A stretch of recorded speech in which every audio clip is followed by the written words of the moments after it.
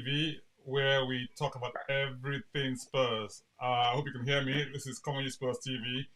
We're back to preseason and to Angeball, the kickoff of Angeball, and I've got so much on for you. We're changing the name a little bit. It's now become 90 minutes unplugged, and this is really 90 minutes unplugged. With me is Chuma, and I'll get him to join us on the other side. In the meantime, come on, you Spurs. Spurs.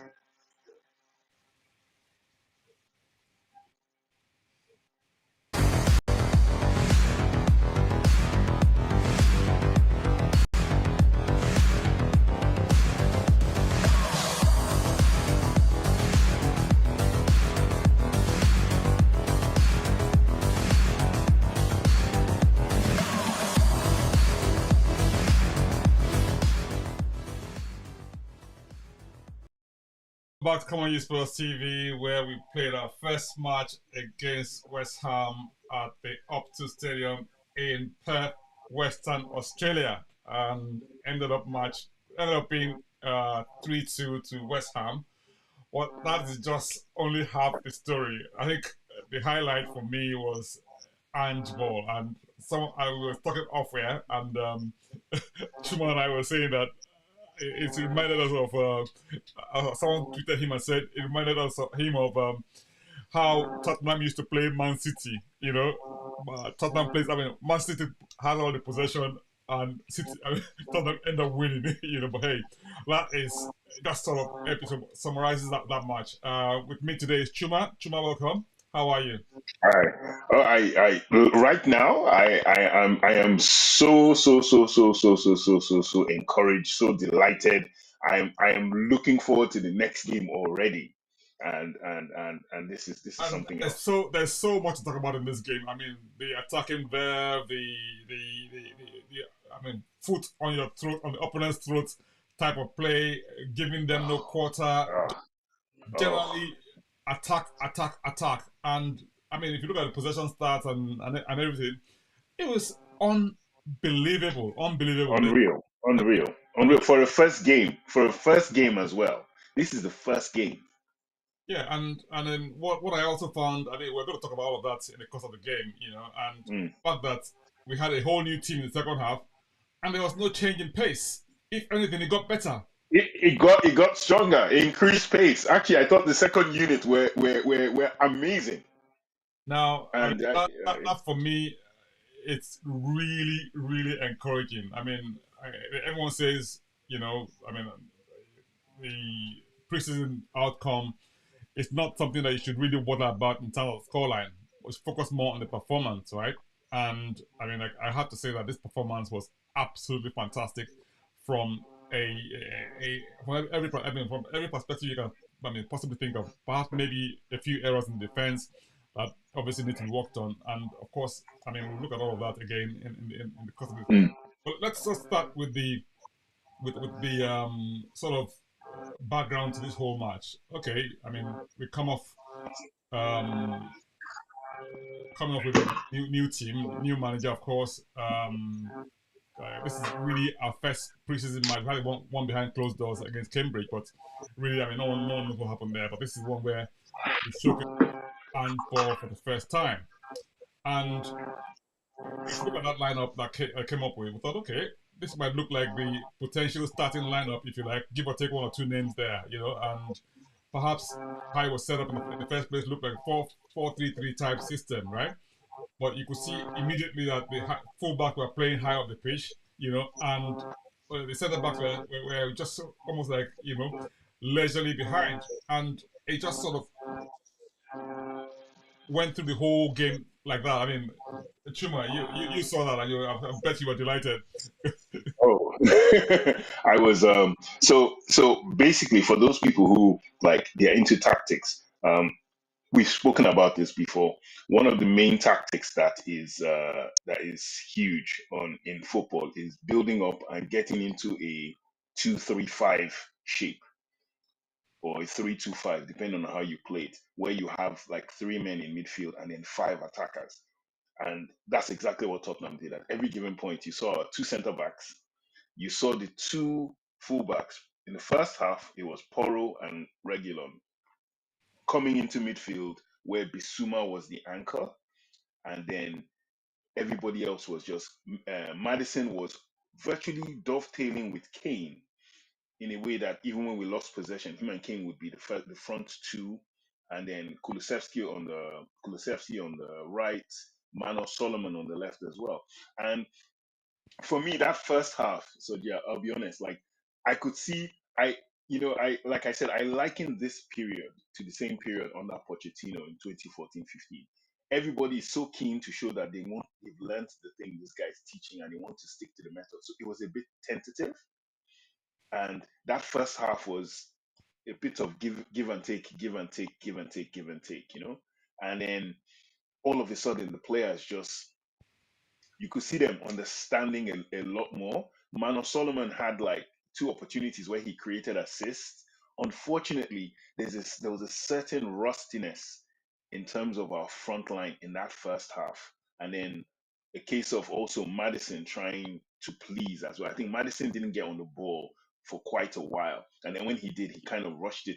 But they were slowly trying to get in. And then for me, you talk about the difference in the first and second half. I think, in my opinion, I think they got more naturally fitted players in the second half than the first half. And what I mean by that is you had Bissouma, Skip, and Madison. And basically, Skip's position was to be one of the eights with Madison. So you saw Skip actually get into the box like twice. He missed the header and he had a shot, but you could see he was uncomfortable. That's not his role. But I think Ange is trying to see who and what works. But Bissouma did everything I expected to see last year in this preseason game. It's just one game. We can't hype it up. It's not the greatest thing in the world, but my goodness.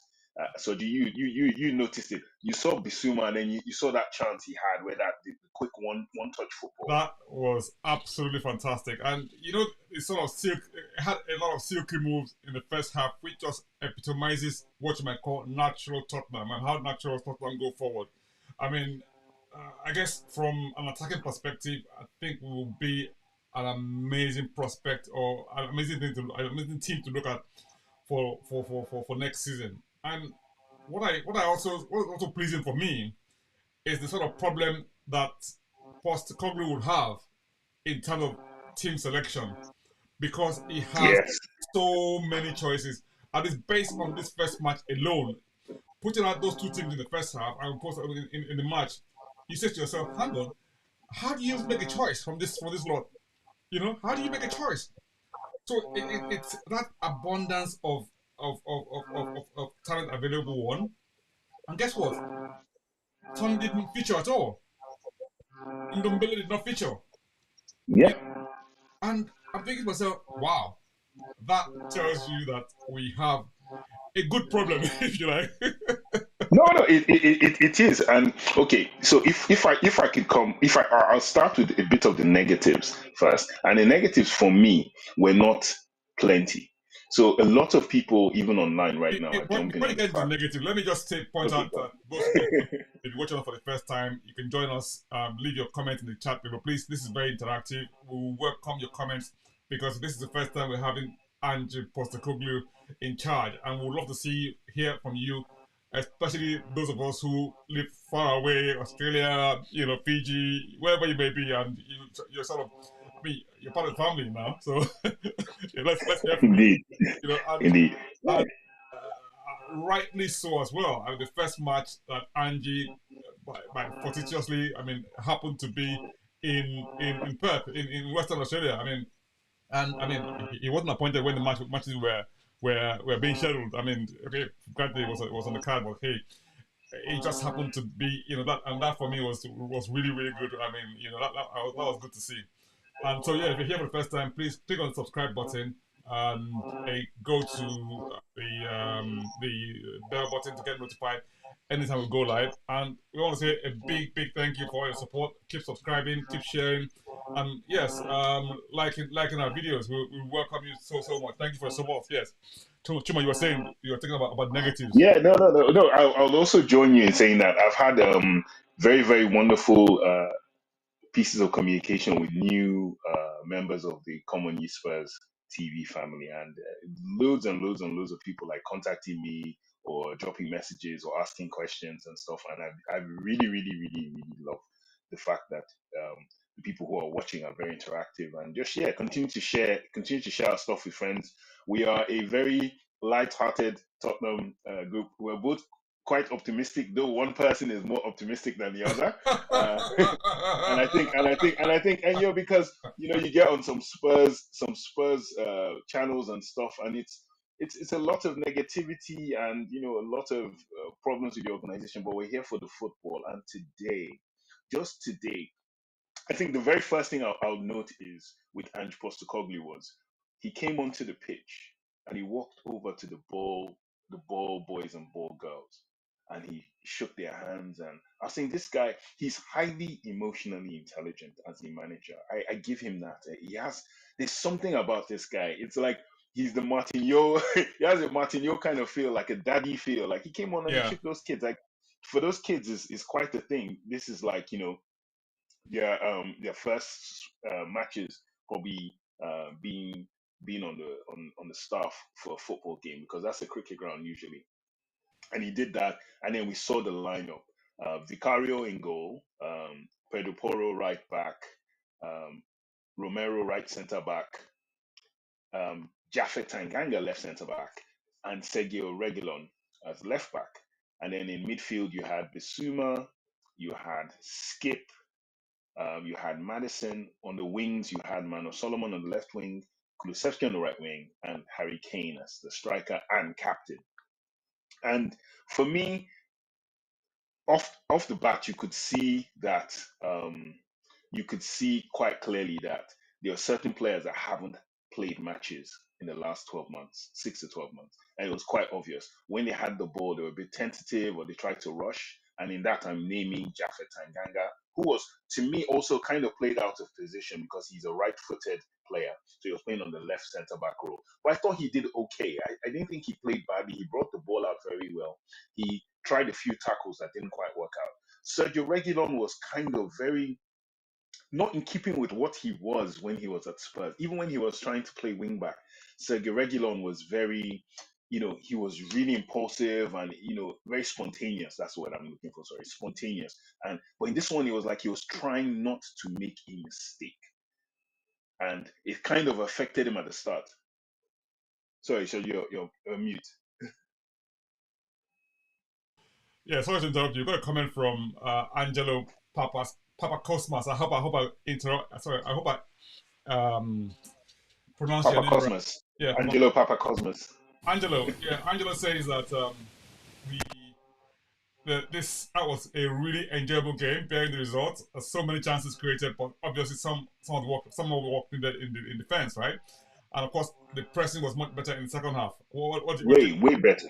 Yeah, I agree. But like I said, I think the first half they were trying to play. There's a difference between trying to and knowing what you're doing. The second half, I think his instructions were, look, guys, pass it quicker. You could already see towards the end, after we conceded the first two goals, which were set piece mistakes, by the way. If that's a negative, it's a set piece mistake. Players were not focused on what they were supposed to be doing. And to be honest, the only danger man, only person I feared really in that West Ham side was Jared Bowen. Jared Bowen was the thing that kept them ticking. Every time it came to him and Sergio Reguilon, like I said, Reguilon wasn't himself, or he hasn't really played that much. He hasn't got. You could see him coming at Reguilon every single time. He was coming at Reggie every single time, and he would cut in, use his left foot, and bend it. And of course, first goal happened that way. Vicario, I thought as a goalkeeper, I thought he was quite good.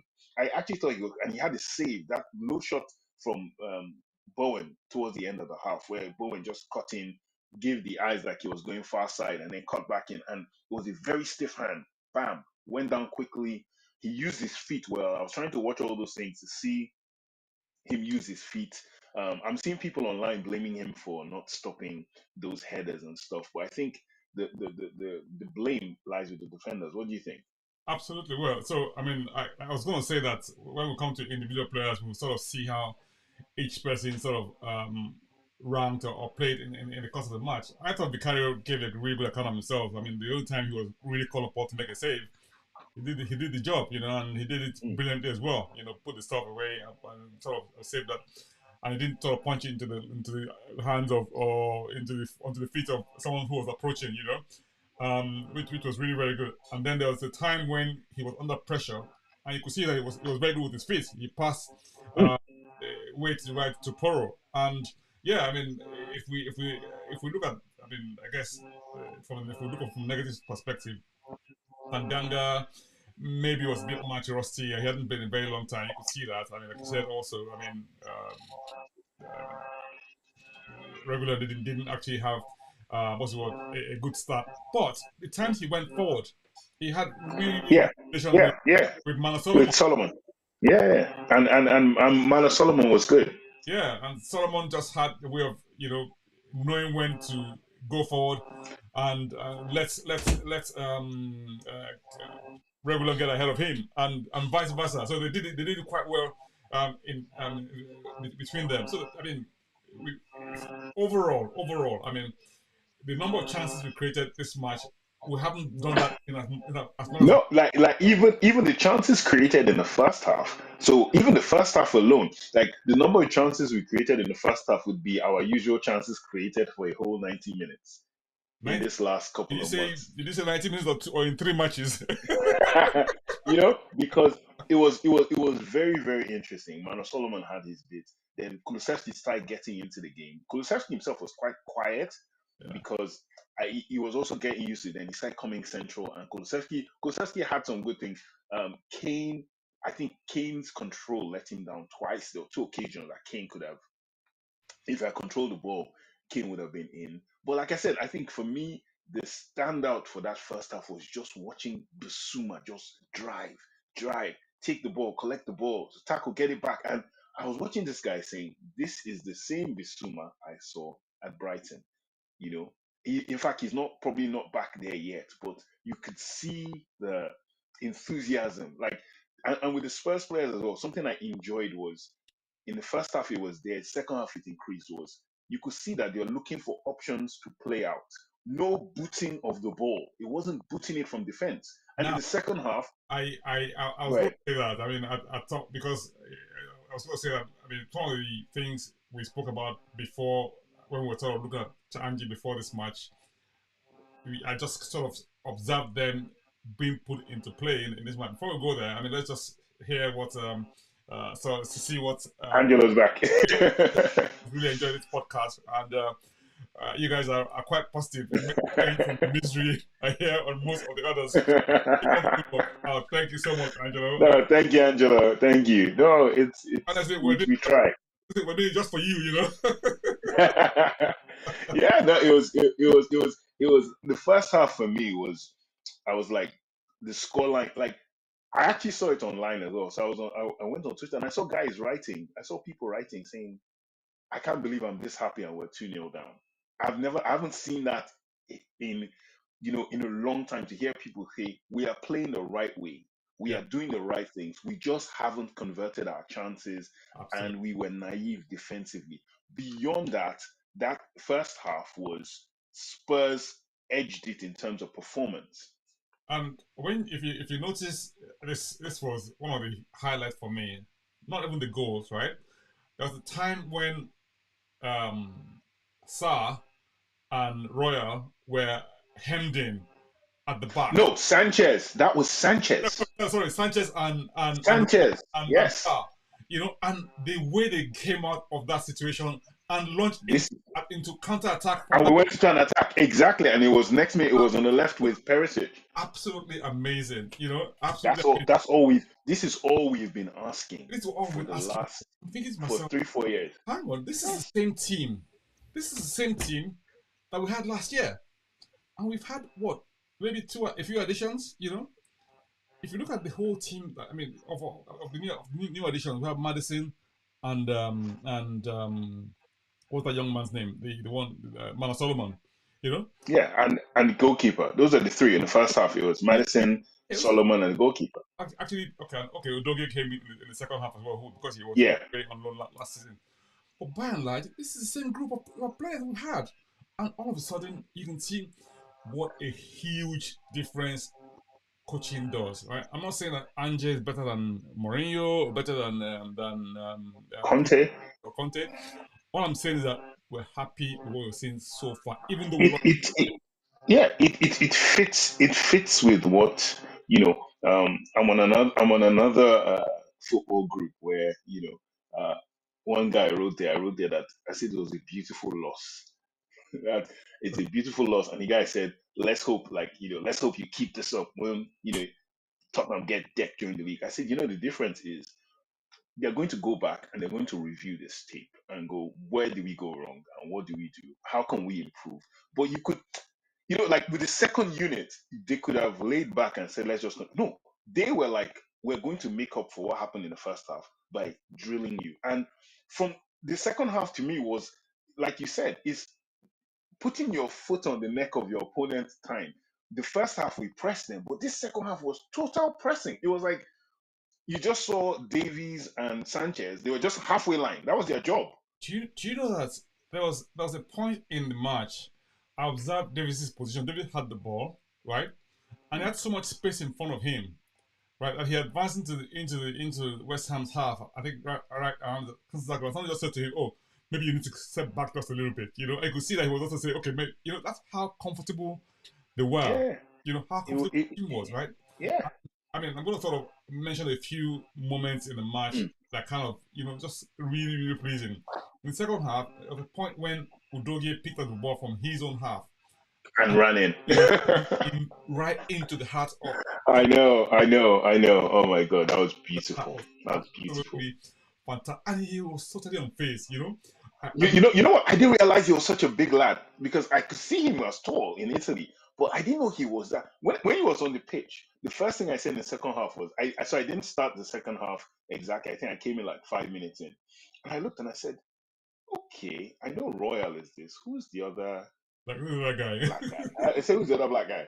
I was thinking in my head, like, I said, that can't be Bisuma still on the pitch because I know he's going to change the entire level. Yeah, Also, I said, oh my God, look, he was so tall. Like, he's a unit, yeah. that boy. Yeah, it's so pleasing on so many levels. I mean, let's even come back and let's look at the first goal, right? First Mm. goal from a corner kick. I thought, in my view, Regulon was sort of focusing on the ball rather than Yeah. his man And he didn't look at who was behind him. or who was Yes. behind him. So I mean, he just gave Vicario no chance in saving that. That was very Yes. from our perspective. But if you look at the second goal, right, that more or less the same thing.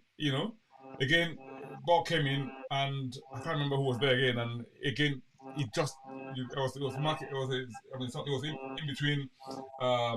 Who was there? I can't remember who were there. I mean, I think one of them was Regulon. The other was the first goal was Regulon's fault. The second one, I think Poro was kind of there as well. yes. So it was two But undersized players that so I mean, shouldn't be marking there. but apart from that, Tottenham were on top of West Ham. Essentially, so as one of the commentators said, I mean, I don't know if you had this problem where when the match was going on, when you had this issue with the sound, and it came Yeah, yeah, yeah, yeah. He when, buffered badly. Yeah, it yeah, was not nice. but when it was refreshed and you could obviously hear the sound, and you could hear them, you could hear the commentators say that it was a game of two halves or one in one half, No, it was, and the thing was, I think the first half, if I mean today, the first half, the problem wasn't building up. So there's build up, control, and penetration in football, right? Yeah, So the problem, building up and control, wasn't the problem. The first half was they were trying to work out how to, because let's credit where credit is due.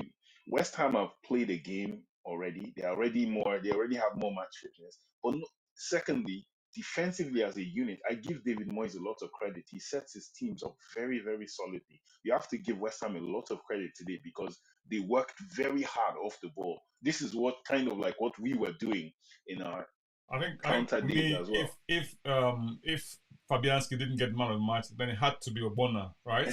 Yeah. Oh yes. Because Obona He was on he was it was excellent immense. on both It was Kane immense and Richarlison as well.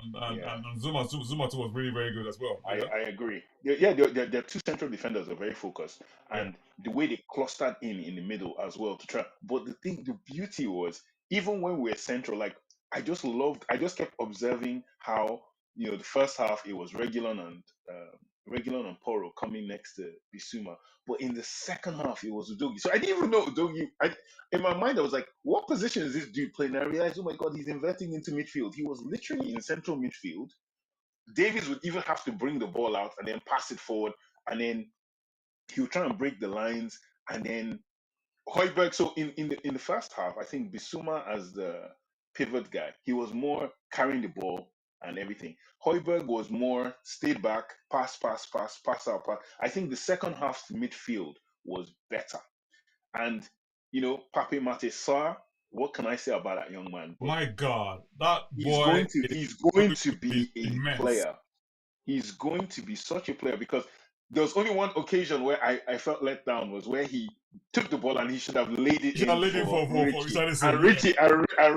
Richie let him have it. Like Richie was like, dude, I would have, but I understood where he was going. But he would steal the ball, he would advance the ball. He would come, he's using his long legs, bam, collect. It was it was such a joy to watch him. In fact, for me, Divine played well, but Divine was playing out of position, but he still played well. He still put in a cross that could have been. But then something I'll take away from the game as well is I've been telling people a lot about Perisic and Lo Celso playing in a 4-3-3 as they play for their countries. Now these guys in that system, if you play them there, Perisic was good as a winger. Everyone could see that.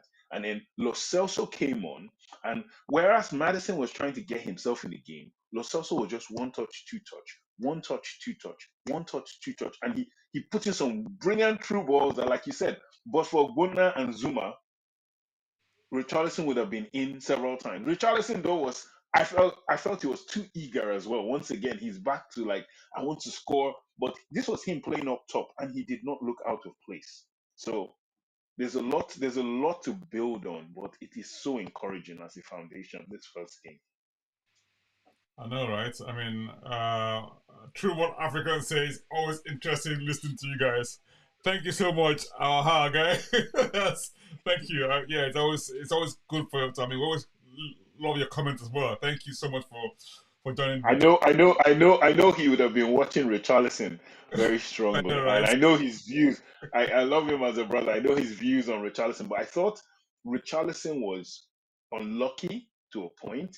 But I thought the central defenders were really, really good, and Yeah, but I thought yeah, I think there are certain times his decision making didn't help him as much. But it was like I said, it was quite encouraging that second unit because if you think of like you said you didn't have any Dyer, no Ndombele, no Son. And that second unit were like guys that we would say are not our trusted guys. But look at them playing against West Ham. And this is a West Ham back four that was a proper West Ham back four, I think, more than anything else. They yes, had yes, some young yes, yes. kids in there. Positive, positive vibration indeed. For a true born But Africa indeed. Yes, 100%, 100%. 100% positive vibe. Absolutely. Thank you so 100% much. positive Keep vibe. the comments coming in. This is Come On You Sports TV You where know, we're reviewing I the I I, I thought yeah, sorry, go ahead. sorry, this is Come On You Sports TV where we're reviewing the match between Tottenham and West Ham played in Western Australia in Perth. Score line ended up West Ham being winning 3-2. But okay, we always say that preseason is about performance rather than the scoreline. Let's have a look at the stats. You've got the stats, Chuma. You're the Oh stats. yeah, yeah. Let me hit you with the stats. I have them Regale us here. Hold on. with the stats with the numbers. I mean, really feel good numbers if you like. Yes, go on. No, it was Spurs had 30 shots on goal, Wow. 12 shots on target, 72% possession, 574 passes, 91% pass accuracy, 10 fouls, one yellow card, two offsides, and 14 corners. And you look at that and say, okay, it was 30 shots to West Ham's four, 12 shots on That's all target short. Can you to imagine? For This, sure, they were effective. They were effective because of those set pieces. And I have to say, their striker Skamaka took that goal very well. But once this is the danger of the high line, the minute that high line is breached, and as soon as Hoiberg lost the ball, I said, "Oh my God, they're not going to put. If they put Skamaka through, it's a goal." Skamaka is a good striker. He's a good striker, and he showed it in how he finished. Showed him the eyes, keeper drop. He put it on the side. Wonderful goal, but for that, it was just the intensity that we had. We were really trying to win. Like you could see those boys are like, we're going to win this game. So it was just constant. So the minute they made that one mistake, but then their heads didn't drop. They came back to say, look, we can still carve out chances.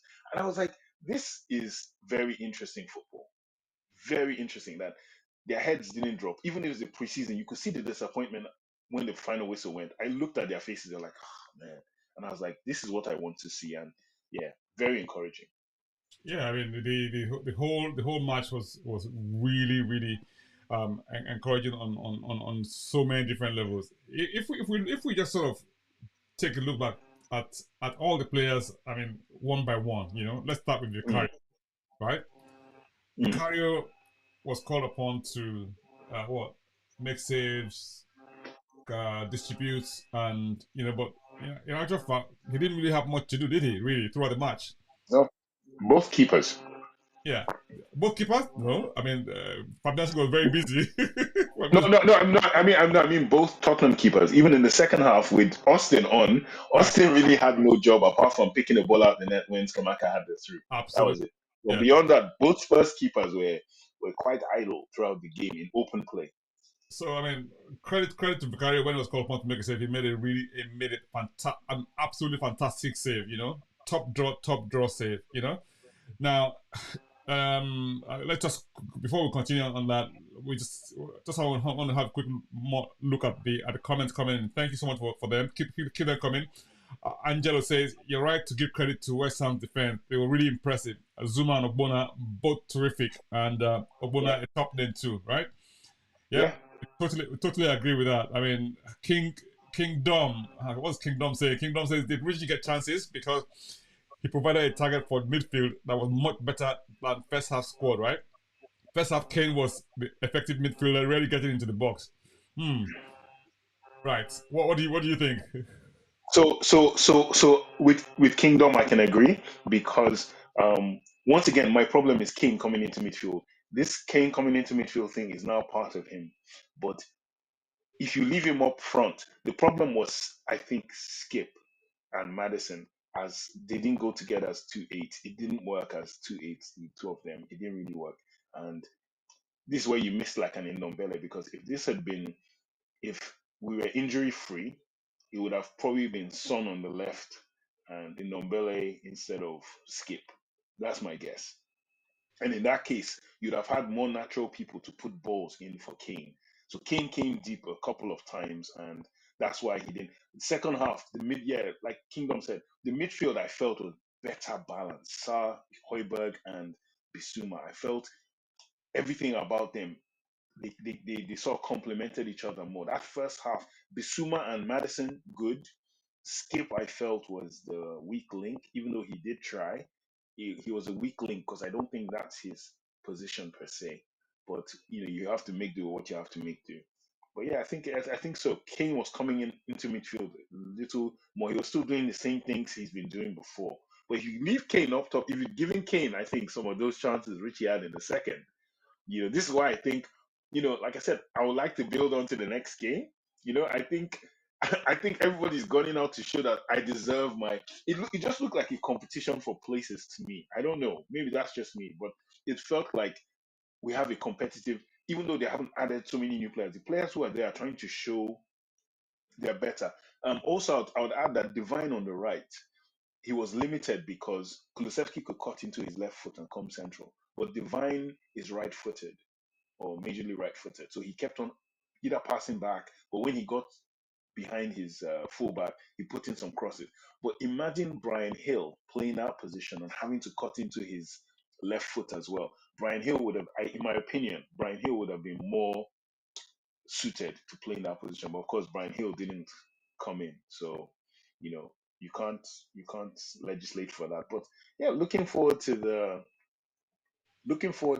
next. I want to see what Ange will change, and I want to see the defenders say to themselves that we kind of let ourselves down a bit in the way we did, but it wasn't like a very bad thing.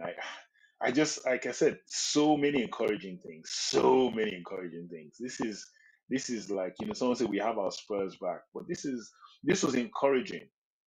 We're not going to hype it, but it was really encouraging. Yeah, I mean, I think one of the things we might want to sort of take away from that also is the fact that we didn't win, right? Encouraging in the sense that it gives people the chance to do better, right? It also gave a really, really good account of the amount of work that has been done in a short time that he's been there, right? Given the fact that despite you having a wholesale change of the whole team in the second half, right? You didn't see any drop in the level whatsoever. If anything at all, the level actually went up, you know. And if we were going to sort of even sort of say, if you look at the first those who started versus those who came on in the second half, you might have thought, okay, those who were in the first half, if you like, were probably going to be more likely to be starters than those in the second half, if as a team, if you like. So Exactly. for the so-called second team, if you like, to outstrip or do better than the first team, it tells you a whole lot about how much, how interesting that whole team is going to be for not just for the coming games, but for next season. And I'm pretty sure that's probably going to be a few people who are going to leave, right? But Yeah. going back to individual players again, let's go back and see what we're talking about. Let's look at. I mean, again, we do it like this. We look at both. I mean, players on one position and look at both first half and second half. I mean, those who played in that position. Let's start from the right, for instance, right? So on the right, you had Poro starting, right, Oof. and he got replaced by Royal in the second half. I mean, Okay. I thought Poro didn't do too badly, but apart from the fact that okay, he lost concentration alongside Regulon for the one of the goals. I thought he did kept reasonably good account on himself because he clearly linked up well with Kulusevski on the right hand side, and they came up with some really lively moves in the first half. What did you think? Yeah, I thought Poro was very good. Like I said, it was him that I first noticed inverting into midfield before I even saw Regulon try to do it as well. He was the first one. As soon as the ball was in the possession of Spurs, he instantly just went straight into the middle, and I thought that was interesting. And then he would now, once the ball progresses left, he now burst forward beyond Kulusevski. He put in some good crosses that, like I said, West Ham's defense, as we are saying here, were really, really on it. He put in some very good crosses. However, in the second half, Royale, I think, and I've said this before, Royale, even when they discovered this last year, when he inverts into midfield, he's actually very good because physically he's a specimen. He he can collect the ball, he can move a ball forward. In fact, I think the biggest thing was if that there was a volley that came, there was a chance he had to volley. A brilliant combination movement that now got him, and then he now volleyed over. If that had been Poro, that would have been a better volley because Poro knows how to shoot and score. So I was like, oh, the chance fell to the wrong right back. Absolutely. Keep your comments coming in. This is Common Spurs TV, where we talk about everything Spurs. We're previewing or reviewing the match between West Ham and Tottenham preseason tour of Western Australia. Took place in Perth at the Optus Stadium. West Ham came away 3-2 winners, and Kingdom has joined the I conversation. like this. I like his comment. I like that I know a comment. lot. Yeah, exactly. I mean, you're right. Do you want to take this one? Yeah, Kingdom. Yeah, you have it right. The first half, the players were standing beside each other. They were not moving to be passing options. They were waving their arms while behind a Western player instead of moving to become the passing option. And teams have better movement. I agree. Second half, you saw it. It was like every time a player had the ball, there were two options on the side. Either give it to me, and it's one touch, one touch, one touch, two touch, and they break out. And not more so than what we talked about earlier on, where Emerson Royale and Davison Sanchez, two players that we would not be crediting for ball control or technique, were caught in the back. And Sanchez didn't hoof it. He gave it to Royale. Royale came backwards. Sanchez created a triangle. He passed it to Sanchez. Sanchez passed it, and then in 3 passes, it was over on the left to Perisic, and Perisic almost created a chance. That was everybody was trying to create a passing option, and that, like Kingdom said, yes, very good point. First half, they were thinking too much about what to do. In the second half, they knew what to do. That was the difference to me. I think the second half, guys, they looked at the game and he was like, "Look, we can be faster. Play this and don't." They were not trying to be risky. I think in the first half, they were trying to let's not concede, let's not do this. But in Angeball, in my opinion, it's about taking the risk. You have to take the risk. You have to try and pass between the lines. Davies in the second half came out once or twice and he put in some really straightforward passes into the middle. Yeah. And then one touch, two touch, Perisic was free. I was like, this is what we want to see, And like I said, very encouraged. Romero now, okay, if you go to the centre back, we've done the right back. Yeah. Right centre back was Romero first half. Mhm. Romero was solid. Like, he's Romero. Absolutely. Nothing new to write about. He was solid. He brought the ball out very well. He did that thing the Brighton players do a lot, which is he placed his studs on the ball. He was placing his studs to invite pressure, then he would just pass. Yeah. So he did that very, very well, and yeah, Yeah. I mean, and Tanganga next. Go ahead. Meta Football TV says, "Afternoon, everyone. Yeah. Very promising start. Um, Needs brushing up, but clear to see what we'll be getting." Yeah, it's absolutely clear to see what we'll be getting. I mean, we can see at a Correct. glance how he wants to set up his teams. I mean, in the first place, I haven't seen Spurs have that much possession in a very, very long time, and being really, really dominant and creating chance upon chance upon chance, right? And then also, the most remarkable thing for me was the fact that West Ham couldn't get out of the halves. They could not get out of the half. Anytime they try to get out, we just stifle them. Somewhere there, it seems as if we had more men on the pitch than them. And that tells you everything you need to know about Ange. And for me, that was really, really pleasing. Thank you for the comments. I'll keep them coming in. This is Come On You Spurs TV. Right, moving on to the centre backs. You talked about Romero, right? You also talked about Sanchez as well when he sort of had that combination with Sarr to move the ball out and obviously get right to the back. But if we look at the wing play, I was actually super impressed with Salomon. Salomon Kulusevski in the first half was just absolutely fantastic. I mean, He had that shot, Solomon, that yeah, looked like the highlight that he scored for Fulham. pull up exactly, yeah, Yeah. exact thing. So yeah, I mean that's really, really that's fantastic. I mean, if we're going to sort of look at again, Kulusevski had a chance as well, which he put over. I think he went off somebody for a corner, but overall, I thought he gave a good account of himself in that first half. Second half, we had Perisic. Now,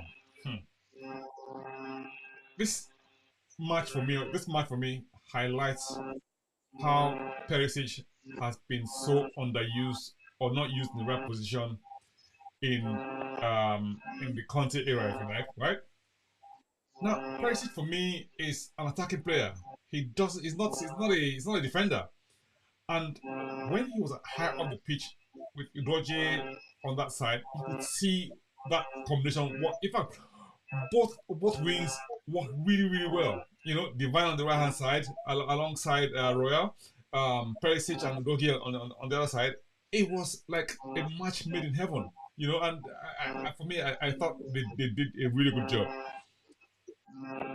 Yeah, I agree. I thought like the thing I liked about Dogi and Perisic was the combinations. Like, you see Dogi go out and it's one touch and he passes it back. They would always find a way. It's like they always found a way to free somebody on the left wing, and you're like, whoa, they've gone past their fullback, and it's a crossing opportunity. The number of crossing opportunities we had in this match, cutbacks, I haven't seen in a while. Like, it was every opportunity was trying to get cut back, trying to get cut back, and at best, West Ham would stop it. But it's the number of cutbacks in your mind. You're saying one of these is going to go through, and somebody is going to put this in the back of the net. Yeah. And Fabianski had a very busy day, and the defenders really like they earned their wages. Today. I think. It will Oh, be interesting to see how we would hold up against a team that plays like us, if you like, but at least as we're currently playing, i.e., position football, high press, and generally front foot type football, and sort of what you might call like a toe to toe type situation. I would love to see what that would look like. But yeah, that's for us to see that down the line. King Don, thank you for your comments. He says Porro gave space for the cross for West Ham's second goal. Is he usually a good defender? I think it was Porro right back. Yeah, Porro, yes, he kind of hesitated. He didn't go out and sort of prevent that cross. contest is man. Yeah, Yeah, cross and sort of, obviously left. Well, I won't say left Regulon with no job. I mean, Regulon still had plenty of time to be stronger, and prevent that ball from even being headed in first place. All you had to go stand in front of him, and that would have prevented the goal. But he was not. He just didn't show any awareness of what's going on around him at the time. But yeah, I mean, the midfielders, gosh, Bissouma. You just have to start with Bissouma. Like I don't even know where to, I don't know where to start. Whether to start with Bissouma or Lo Celso, I would go in terms of the redemption arc, because this is all Tottenham fans are talking about. Yes. With Ange Postecoglu is a man who believes in. I think he's made up his mind to give second chances if you can take it. So now you can't make an excuse that I didn't give you a shot. So Yeah. here's your shot, take it. And Bissouma, right from training, like the videos we've been privy to watch or training and stuff, you can see that he's on it. Not only that, his positive attitude in behind the scenes footage, you can see that this guy wants to. Then on the pitch as well, training pitch, he had some moves. You're like, yeah, Bissouma, he gets it. He wants it. And in this game, I saw everything I needed to see to tell me that Bissouma he's bought in. He's bought into what Ange wants to do. And let's see how he will progress. Because he might not even be the defensive midfield pivot guy. Because the way he was bursting in, and then that little cameo where he did that passing movement. Oh, that to me was, I just said, oh, if you had put it either side of Fabianski, that would have been a wicked That would have goal. been a fantastic goal. That would have been an absolute fantastic goal. The movement to get into that Oh, box, the intricate movement was oh, oh. so pleasing. It's like, And then Kane just left it, and you're like, yeah, Kane just left it. You're running in behind you, the third man, yeah, bam, and he ran in, and it just, like I said, it was good defending as well, because if that defender hadn't leaned into him a bit as well, he would have been a clear shot. Even if he had been straight at five, the force of it would have taken Fabianski into goal. But because of that little shade of the defender, it took him off balance a bit to play it in. But he was quite good. Skip, I don't fault Skip, because I think Skip shouldn't be playing as an eight. That's just my opinion. I think Skip is good, but he still got into one or two good positions. He tried to pass forward the way he did, but if I was going to say in terms of that position, I think no. We'll see him probably in another position in another game, but for me, that position didn't help Skip that much. Whereas in the second half, that position as the other midfielder was Sa. And to me, well, there's no comparison. I think Sa has just like Sa is, yeah, he's if we're talking about, no, I'm not trying to put pressure on the young man, but if we're talking Yaya Toure comparisons and someone who can look at Yaya Toure as a template, I think he should look at Yaya Toure as a template. He has something. He has that thing. absolutely. I mean, it's very hard to argue against. I mean, I thought he gave an absolute, fantastic performance. As one, if the only criticism I have, against him, like I said earlier, was saying was the fact that he didn't let Richarlison through at Richarlison in. that, which would have been just a fantastic goal if that ball had gone through. And the reason I'm laughing is because I can see a comment here from Kingdom. Kingdom says Bissouma is sexy. The attack was sexy. absolutely spectacular. I couldn't No, believe it. That was a really, really sexy move. That was like, it was. you know, It like, really was. I mean, if that ball had scored, that would have been one of the goals of the season, even before the season started. Even before the season starts, such a great. You know, And then we compared the two people, Madison and Lo Celso, and with Madison, I thought it was getting used to playing with players. Um, Kind of like Richarlison in the second half, an over eager kind of thing. Even his free kick, like there was a free kick chance that he had. In yeah. my mind, I was like, yeah, just dink it over this side. But he went for the side the keeper was trying, and it just didn't work. I said, oh, I left it to Porro. But I looked at that and said, on a normal basis, Madison puts that over the wall at least. He clears that wall. Well, It just talking of wasn't to free be. kicks, right? It then tells us that now in the team we have potentially three free kick takers, right? Yeah, In Madison, Perisic, and Porro. Because if you look at the goal that we scored, it was a free kick from it was a corner kick yeah, yeah. from Came back. Perisic. Yeah, You know, yeah. Came and back. Yeah, came back. guess Yes. what? Even though a lot of people criticized Perisic for last season, he was still the highest assist percentage. Assist. Yeah. He had the highest assist. Yeah. 12 assists. That's a lot of Yeah, assists. Uh, yeah, indeed. so I mean, Perisic gave a really good account of himself today. I thought, and so did Lo Celso. Lo Celso, I thought was absolutely fantastic. Lo Celso kept on trying to find these wonderful true balls to Yeah, Richarlison or then spread the play. And I was like, this is what I'm talking about. Like, yeah. just little. So, in that way, Lo Celso shaded Madison in the sense that I think I thought what he Ange wanted to play plays. more of a 4-2-3-1, which I Mm, think he ended up because if you look at the first half, he had what's the word? He had Bissouma, but Bissouma was more or less the one that was holding the position. yeah. They kind of interchanging a little bit, right? And then sometimes Skip will go forward, and another time Bissouma will go forward. So you had Bissouma and what's the word? And Skip in the first half, and then across in front of them we had what's the word? Solomon, Madison, and Kulusevski as the three. Yeah. Kane. No. So it's. No, but then I give Madison that. Madison had this.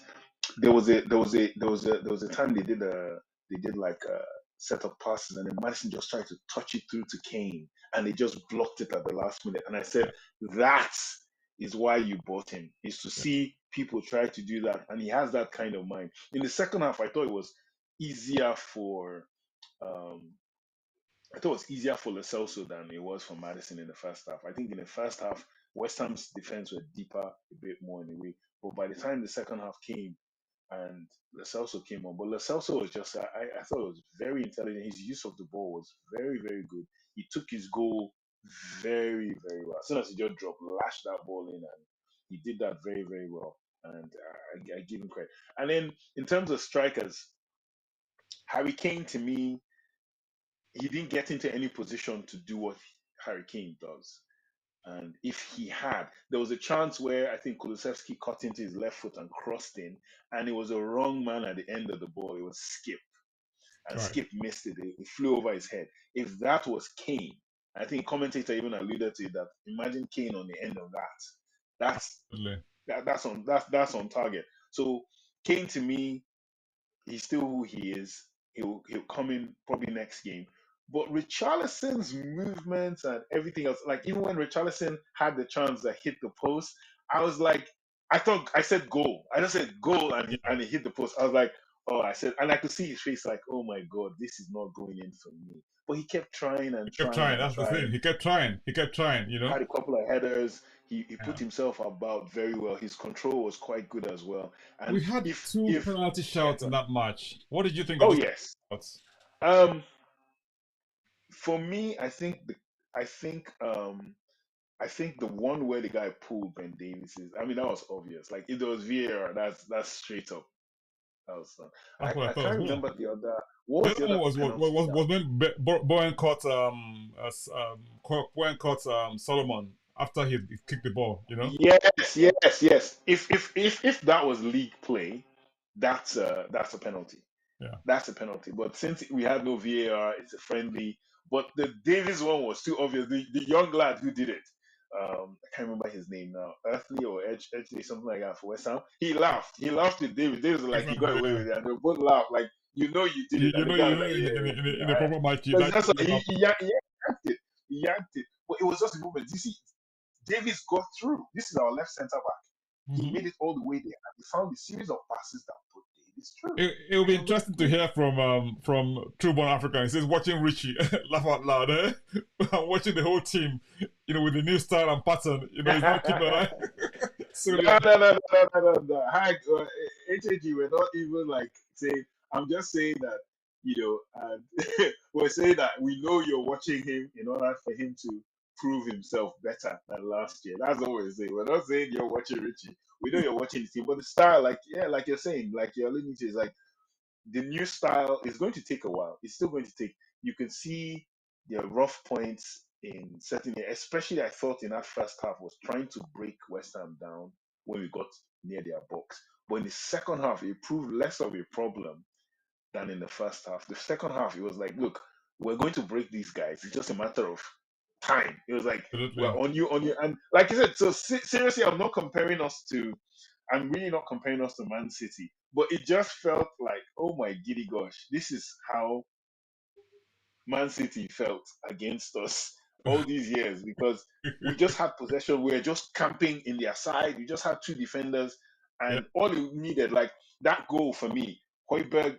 If Hoiberg had not lost that ball, and Yeah. as soon as he lost it, the player, I think it was Fornal, was quick enough to go. If I just pass it quickly through the lines, Skamaka is gone. Skamaka was on the shoulder. So, Sanchez was facing a lot of blame is being attached to Sanchez. People are saying, get him out of the club.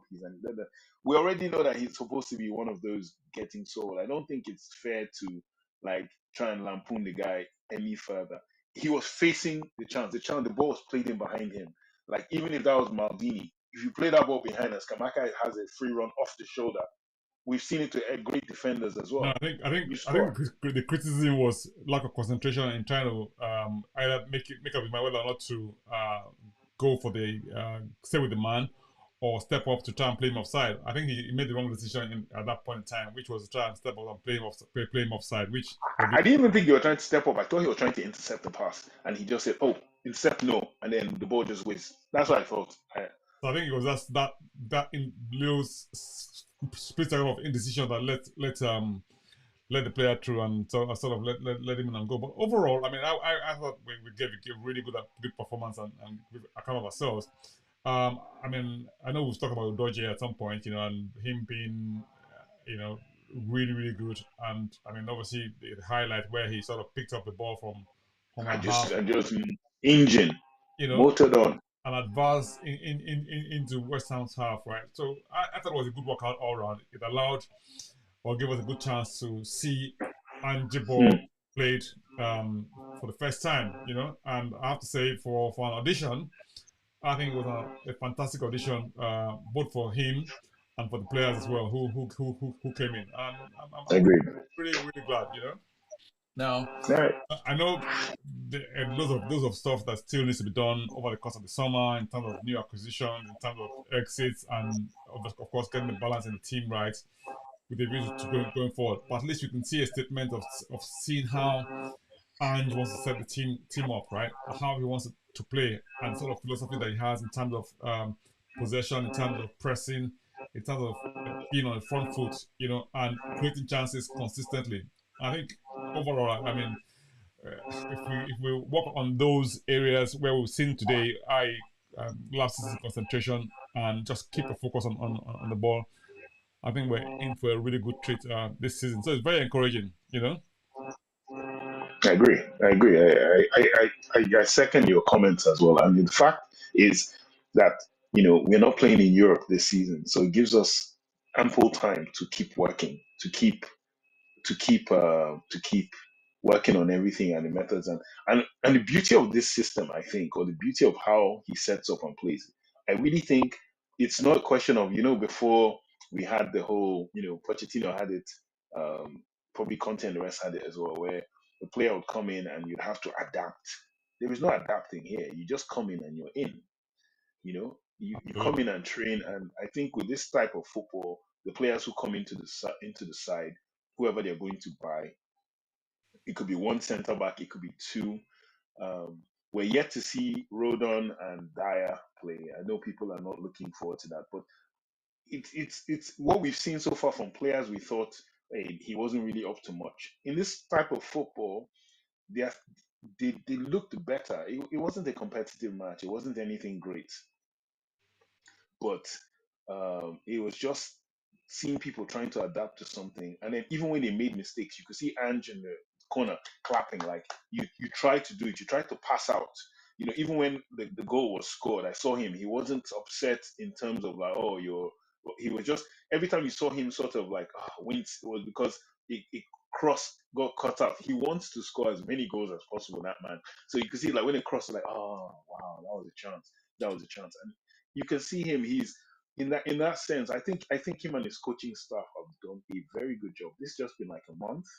It's been it's been very, I think, a very good job, and I can only imagine what several months of this, and let's see what happens. You know, no one is screaming from the rooftops, especially because of the fact that we lost the game. But I remember, I think someone put up online as well that there was a season where Spurs won like 4 or 5 preseason games heavily, and then by the time we started the season, we only had like 2 points from 8 games.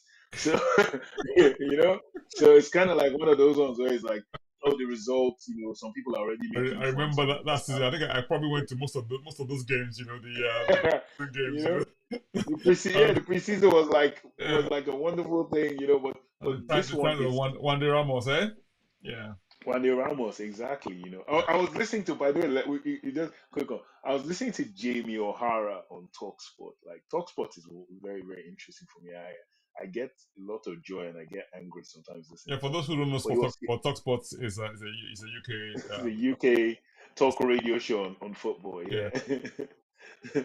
And Jamie O'Hara was talking about it was the Kane situation, and it was like, oh, how badly Spurs would be affected by Kane leaving. He compared it to Berbatov, and he was like, oh, when Berbatov left us, he was in that Spurs squad. They went to, and I was like, no, the difference was, I actually replied, and I said, difference was Juan de Ramos's methods were never fully adapted into Spurs. Spurs players didn't get Juan de Ramos's thing.